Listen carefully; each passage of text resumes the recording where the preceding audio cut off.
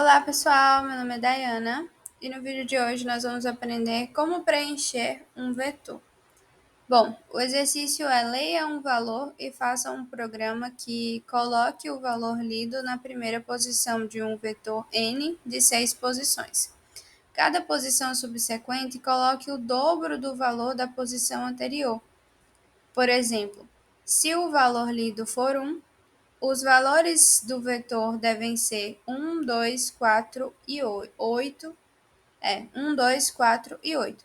E assim sucessivamente. Mostre o vetor em seguida. Então, aqui tem o exemplo de entrada e o exemplo de saída, né? Então, a gente vai receber um valor aqui que equivale à primeira posição do vetor. E as posições subsequentes serão posições cujos valores serão o dobro da posição anterior, certo? Então, nós vamos vir aqui, nós vamos criar um vetor chamado n, né? Então, var n. Aí, para a gente poder definir um vetor, a gente coloca os colchetes aqui dentro, né? Do vetor, da variável que a gente está definindo. Então, dessa forma, a gente consegue definir que essa variável n, na verdade, é um vetor, certo?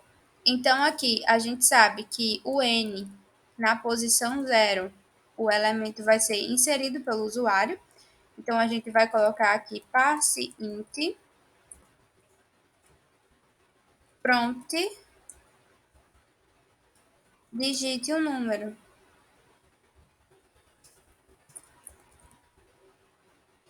E aí, nesse caso, a gente vai receber o número que o usuário vai digitar para o primeiro elemento do vetor.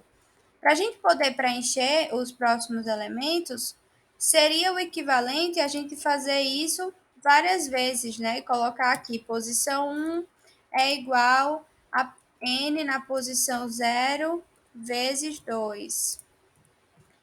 E aí a gente sair repetindo isso para as 6 posições. Mas a gente tem uma estrutura, né, de repetição contada que pode fazer isso de forma muito mais rápida e muito mais simples.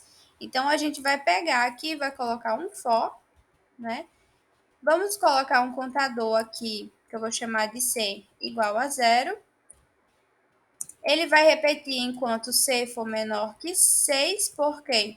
Porque o 6 é o número de elementos que eu tenho no meu vetor.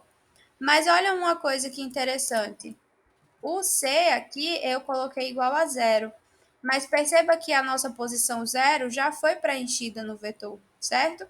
Então, agora a gente vai preencher o vetor a partir da posição 1. Então, aqui eu vou colocar C igual a 1. Por quê? Porque o 0 já foi preenchido. Se não tivesse sido preenchido ainda e eu fosse preencher todos os valores dentro do meu for, eu iria colocar o meu contador iniciando em 0, porque a primeira posição do meu vetor é a posição 0, certo? Então, aqui dentro, eu vou fazer o quê? Vou colocar n na posição C, o meu contador aqui vai ser também a posição do meu vetor, ele vai receber n na posição C menos 1. Por quê? Porque é a posição anterior. C menos 1 vezes 2, que é o dobro.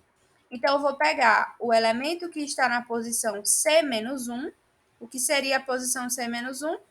A posição anterior. Então, se eu estou aqui na posição C igual a 1, C menos 1 vai ser 0. Então, aqui eu vou pegar o elemento da posição 0 e multiplicar por 2 e armazenar na posição 1.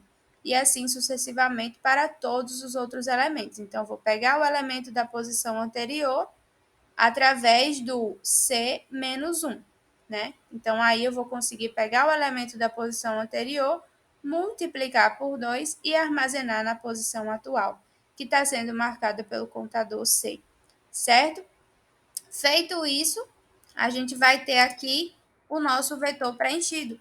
Então, é só dar um alerta aqui, e mostrar o nosso vetor N. Eu vou executar aqui. E estamos aqui com todos os exemplos executados corretamente.